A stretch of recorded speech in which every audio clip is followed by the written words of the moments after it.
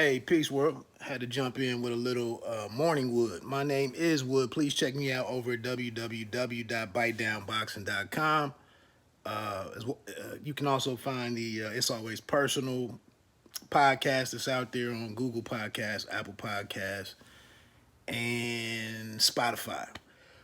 Quickly, man, I think something I made the title yesterday, but a quick analogy. I didn't talk about the outcome of Devin Haney and JoJo Diaz last week. I was watching it at the same time I was watching Michigan and Iowa in the Big Ten championship game. First time that Michigan has been in the Big Ten championship game, and that Jim Harbaugh got the team to those past Ohio and then to that. So I was distracted. So I didn't feel comfortable talking about a fight that I didn't give 100% of my attention to. I did go back and rewatch the Devin Haney and JoJo Diaz fight yesterday. And good victory for Devin Haney. But what I'll say is the reason why Youngblood is in the title of this video is because back in 1986, there was a movie called Youngblood starring Rob Lowe and Patrick Swayze. And in the movie, Rob Lowe is an up-and-coming, offensively talented hockey player for like a minor league or semi-pro league, hockey league. And he's making noise in the league, and then he runs into this goon in the league who I think he fouls him and hurts him. And, he loses his confidence and he has to work his way back into playing again, something. And things were going good for the dude when he was just scoring goals and becoming the talk of the league. Anyway, when he gets to this low point, his father, Bill Haney,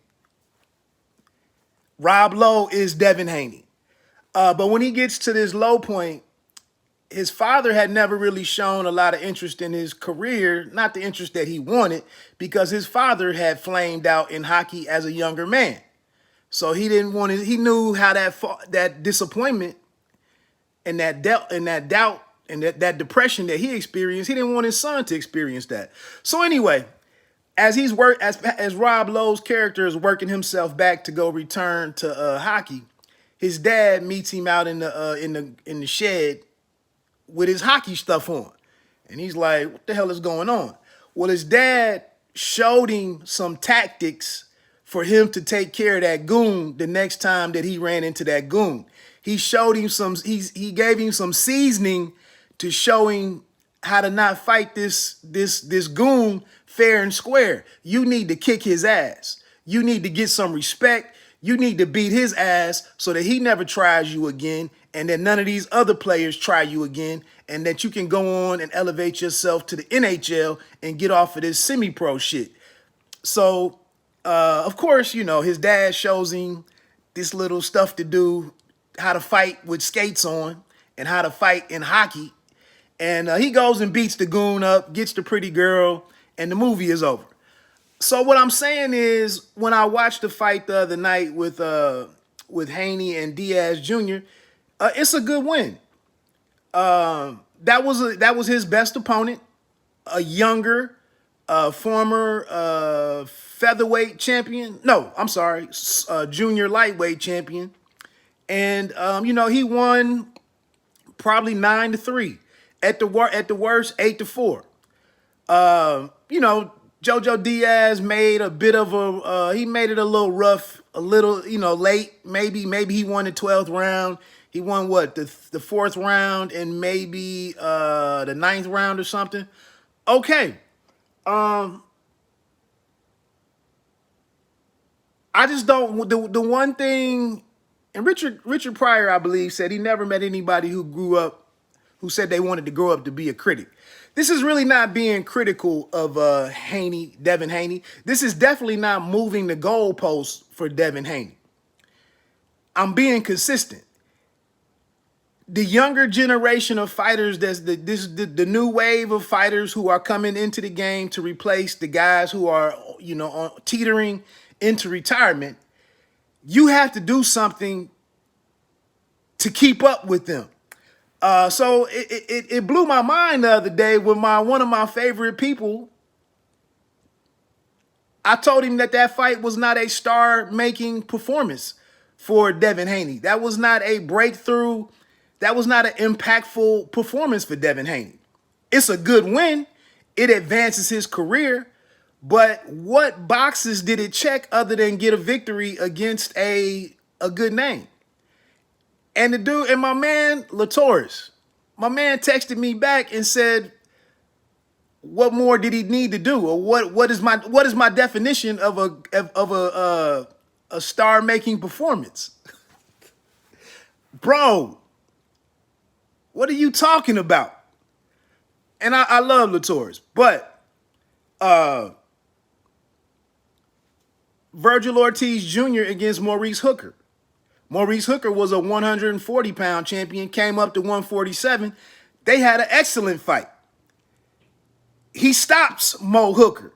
We just saw Shakur Stevenson beat the brakes off of Jamel Herring to become the a junior lightweight champion and become a 2-division champion. He didn't beat a champion at 126, but that's neither here nor there. No, we haven't seen Jaron Ennis defeat a former world champion yet, I don't believe. But we've seen how decisively, how resoundingly he's beaten who he has beaten. No, and nobody wants to fight him.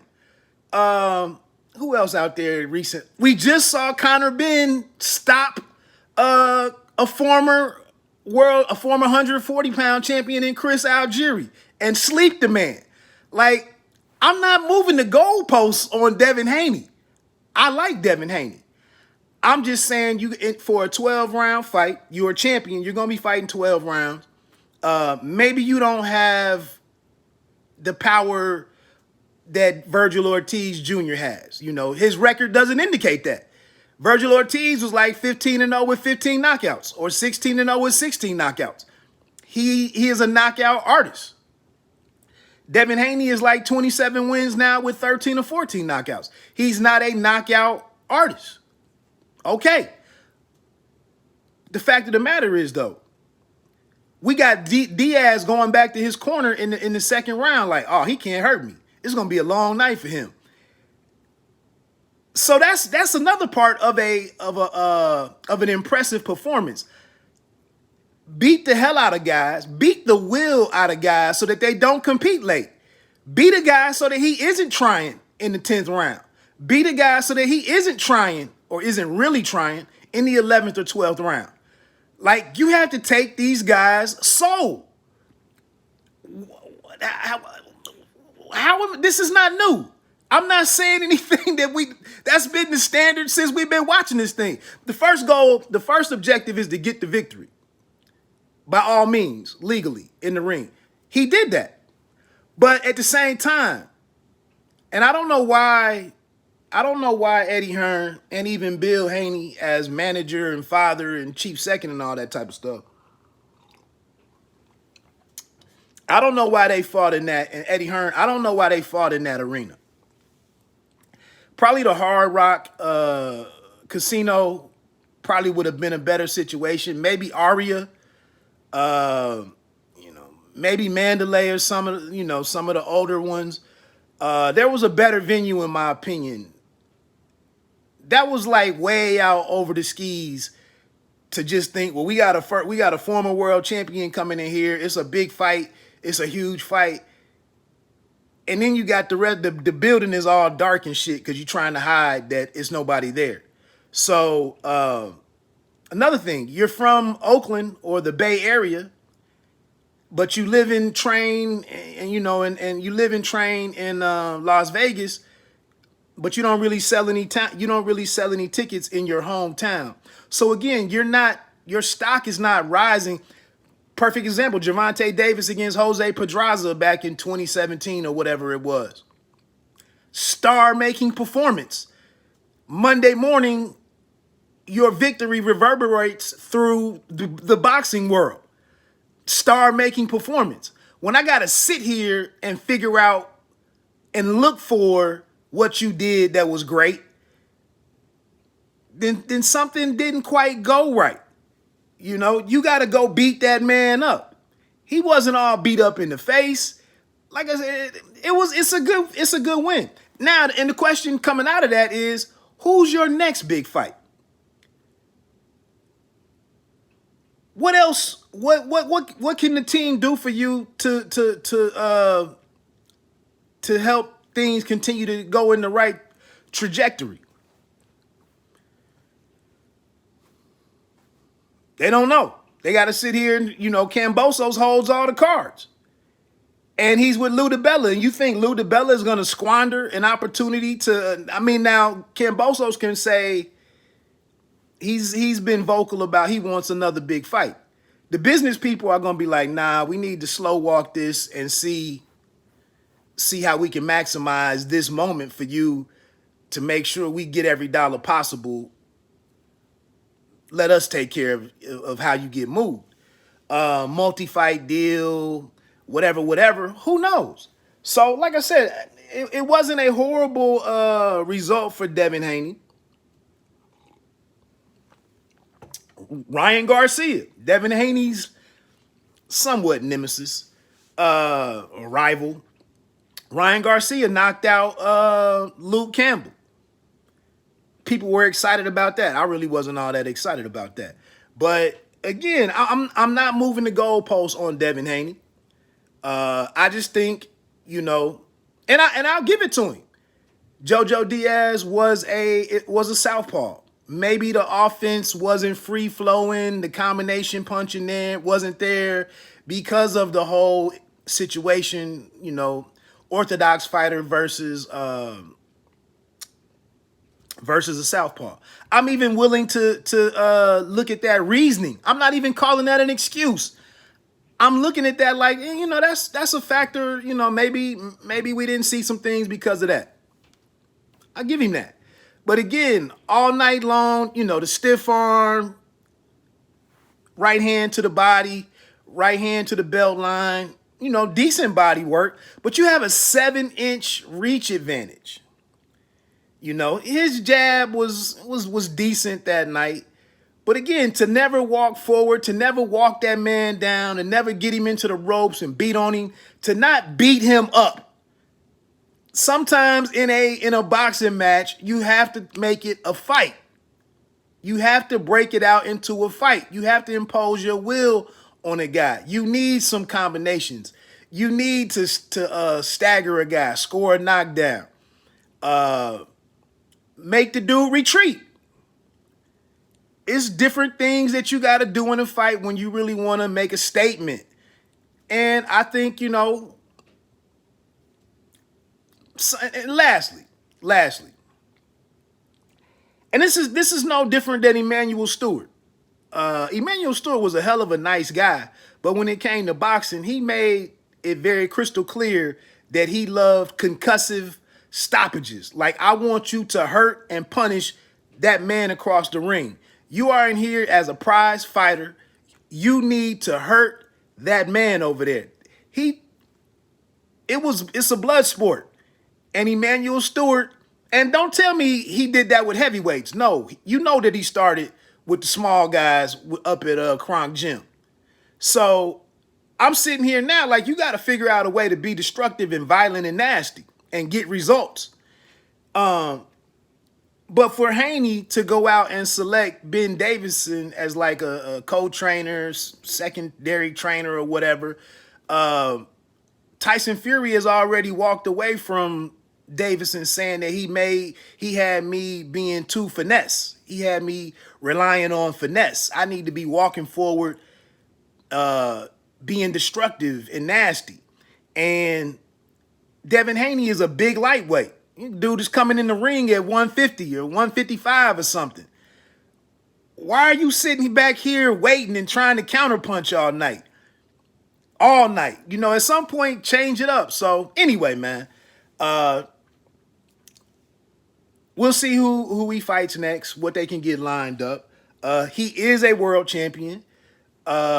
He did get a victory, but again, a day later, I wasn't sitting here like this kid is going places.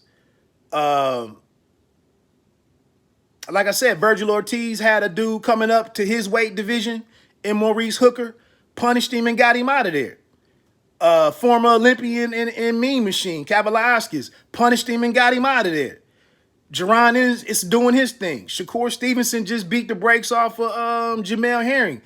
If you're a young up-and-coming fighter, it's boxing.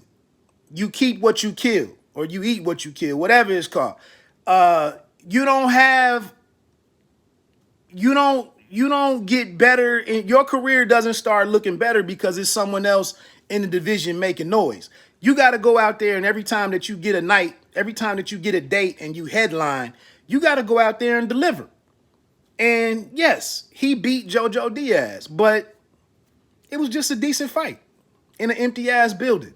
So they gotta figure it out. I'm pulling for him, but I'm honest about this shit, man. I'm not gonna sit here. People get out here and latch on to these fighters that they like for whatever reason that they like them, and then you can't question anything about them. You can't call out anything. You can't encourage them in any way. You can't say consider this.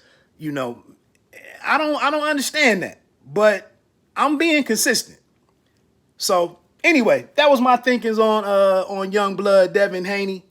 Lot of skills there. He's young, has some charisma to him, and a lot of things in his favor.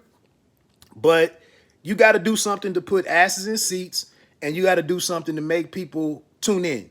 Whether that's buying subscriptions for the Zone, whether you're going to go over on one of the other platforms, you have to entertain. And that fight right there, I was expecting a little bit more personally. So anyway, let me get on off of here, man. Bite down, boxing. Don't let them count you out. Pay me no mind. Sports and entertainment. You don't have to be great to start, but you have to start to be great. One.